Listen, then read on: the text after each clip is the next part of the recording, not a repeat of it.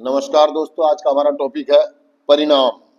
Headline है clean होने से पहले हमारे ज्यादातर कार्य आवेग से मार्गदर्शित थे। आज के दिन हम इस तरह की सोच के बंधन में नहीं हैं।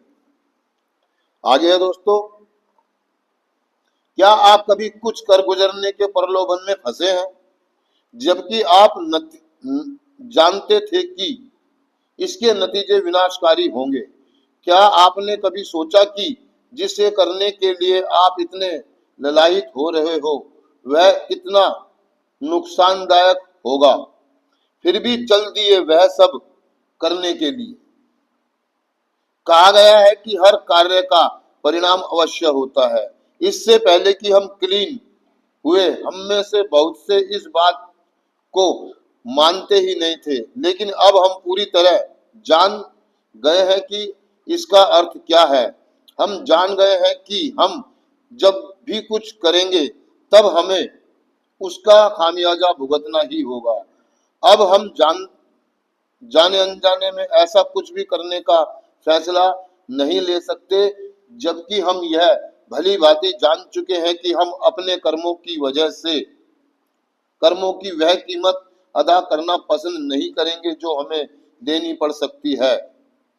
पुरस्कार भी है और कीमत भी। परिणाम को जानते हुए भी अगर हम उसकी कीमत अदा करने को राजी हैं तो हम कुछ भी कर गुजरने के लिए स्वतंत्र हैं, लेकिन कर्मों की कीमत तो चुकानी ही होगी।